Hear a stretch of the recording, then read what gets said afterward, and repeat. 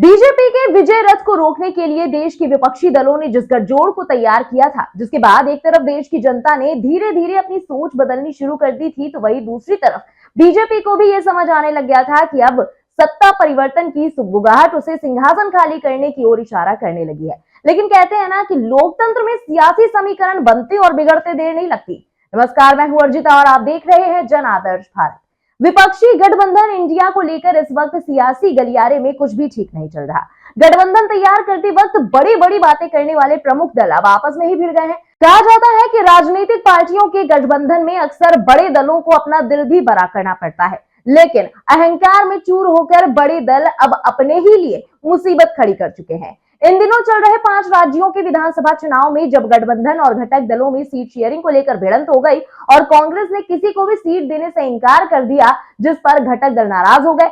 रही सही कसर यूपी कांग्रेस के नए नवेली अध्यक्ष अजय राय ने पूरी कर दिखाई। अपने ही अलायंस के घटक दलों को बीजेपी की ए टीम, बी टीम, सी टीम बताने लगे। रिश्ते बनाने के बजाय उसे टूटने पर मजबूर करने वाले अजय राय ने यहां तक कह डाला कि अखिलेश यादव बीजेपी को जिताने के लिए कांग्रेस के खिलाफ सपा का प्रत्याशी लड़ाते हैं। यही नहीं, उन्होंने यूपी की 80 सीटों पर कांग्रेस की तैयारी और जीतने का दावा भी किया। वहीं 2024 में होने वाले लोकसभा चुनाव से पहले उत्तर प्रदेश में कांग्रेस अपने संगठन के ढांचे को मजबूत करने में जुटी है, जिसके लिए कार्यकर्ताओं में जोश भरने के लिए कांग्रेस यूपी में एक पदयात्रा निकाल सकती है। इसके संकेत होने वाले लोकसभा चुनाव के सिलसिले में हुई बैठक के दौरान मिले। रिपोर्ट्स के मुताबिक कांग्रेस के प्रदेश अध्यक्ष अजय राय ने इस दौरान कहा कि पार्टी को मजबूत करने के लिए लगातार प्रयास हो रहे हैं। वरिष्ठ पदाधिकारियों से जो भी सुझाव मिले हैं उन पर विचार किया जाएगा। उन्होंने ये भी कहा कि हम लोग दिसंबर में एक पदयात्रा की योजना बना रहे हैं। हालांकि उसका स्वरूप और रूट मैप क्या होगा, इस बारे में जब रणनीति बनेगी तब जानकारी दी जाएगी। कांग्रेसियों का मानना है कि पदयात्रा के माध्यम से संगठन की ताकत को बढ़ाया जाएगा। इसके अलावा जो नाराज लोग भी इसमें जुड़ेंगे तो पार्टी की शक्ति और बढ़ जाएगी। हालांकि ये बात छिपी नहीं है कि जिस जगह से अजय राय आते हैं उसी वाराणसी में कांग्रेस को मेयर लड़ाने के लिए प्रत्याशी नहीं मिल पा रहा था। वहां के सभी वार्डों में इनके मेंबर तक नहीं लड़े। अधिकतर वार्डों में जमानत जब्त हो गई। मौजूदा स्थिति को देखते हुए तो यूपी लोकसभा की 80 सीटों में इनके केवल एक सांसद है, वहीं यूपी की 403 विधानसभा सीटों में केवल 2 विधायक हैं। ऐसे में कांग्रेस प्रदेश अध्यक्ष अजय राय की बड़ी बड़ी बातें हैं, इसके अलावा और कुछ भी नहीं। ये भी बात साफ हो चुकी है कि राहुल गांधी और उनकी पार्टी के राष्ट्रीय अध्यक्ष मल्लिकार्जुन खड़गे का भी नेतृत्व संभवतः नाम मात्र ही है।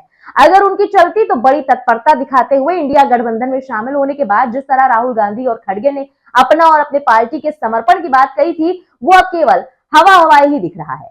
विपक्षी गठबंधन इंडिया को लेकर नीतीश कुमार का बयान भी यूं ही नहीं आया था। सूत्रों के मुताबिक 5 राज्यों के विधानसभा चुनाव जिस तरह गठबंधन के घटक दलों की अनदेखी की गई, अब समाजवादी पार्टी और आम आदमी पार्टी समेत अन्य घटक दल इन राज्यों के चुनावों के साथ ही चुनावों के बाद भी कांग्रेस को सबक सिखाने के मूड में है। अखिलेश यादव की मध्य प्रदेश की रैली में इसकी झलक भी देखने को मिल चुकी है। अखिलेश ने यहां तक कह दिया था कि कांग्रेस बीजेपी एक जैसे हैं, दोनों में कोई फर्क नहीं है। सूत्रों के मुताबिक इस बाबत अखिलेश यादव, अरविंद केजरीवाल और ममता बनर्जी के साथ ही लेफ्ट के नेताओं ने भी गठबंधन के सूत्रधार नीतीश से अपनी नाराजगी जाहिर की। वैसे भी कांग्रेस ने 5 राज्यों में लेफ्ट और सपा जैसे घटक दलों से चर्चा करने के बाद भी सीट नहीं छोड़ी, तो आप लेफ्ट और सपा ने अपने उम्मीदवार उतारकर कांग्रेस की राह में रोड़े अटका दिए। हालांकि कांग्रेस अभी भी इन 5 राज्यों में अपनी ताकत को लेकर आशावान है। कांग्रेस मीडिया विभाग के चेयरमैन पवन खेड़ा ने कहा कि अभी उनका पूरा ध्यान 5 राज्यों के विधानसभा चुनाव पर है। दरअसल कांग्रेस को लगता है कि 5 राज्यों में बेहतर प्रदर्शन करके वो अपनी हनक के साथ गठबंधन में सीट समझौते और बाकी विषयों पर बात कर सकेगी, लेकिन घटक दल भी इस बात से अनजान नहीं है। सभी को अपनी अपनी शिकायतें हैं और भविष्य के लिहाज से अपने अपने दाव भी है। सपा की नाराजगी जाहिर हो चुकी है। अखिलेश यादव की समाजवादी पार्टी मध्य प्रदेश और राजस्थान में सीट ना देना, छोटे नेताओं की बयानबाजी और अंदर खाने बसपा से गठजोड़ की कांग्रेस की कोशिशों से सब नाखुश है। पहले वो दिल खोलकर कांग्रेस को यूपी में सीट देने का मन बना रही थी, लेकिन अब वो एक एक सीट के लिए नाको चने चबवाने वाली है। वहीं लेफ्ट की भी बात नहीं बन पाई। लेफ्ट ने तेलंगाना, एमपी, छत्तीसगढ़ और राजस्थान में सीटें चाही, लेकिन कांग्रेस ने नहीं दी। ऐसे में वो भी नाखुश है। हालांकि सीट बंटवारे में लेफ्ट के पास ज्यादा कुछ नहीं है, लेकिन अहम मसलों पर वो बाद में कांग्रेस के बजाय घटक दलों के साथ खड़े रहने का मन बना सकती है। साथ ही टीएमसी भी अब झटका देने की तैयारी करती दिख रही है। टीएमसी को लेकर कहा जा रहा है कि अधीर रंजन चौधरी का लगातार टीएमसी और ममता बनर्जी पर हमला करना टीएमसी के दूरी बनाने के बावजूद महुआ मोइत्रा के समर्थन में उतरने से नाराजगी है। इसलिए ममता भी 5 राज्यों के चुनावों के बाद बंगाल में कांग्रेस को एक एक सीट के लिए तरसाने के मूड में है। वहीं आम आदमी पार्टी और कांग्रेस के रिश्ते भी किसी से नहीं छुपे हैं।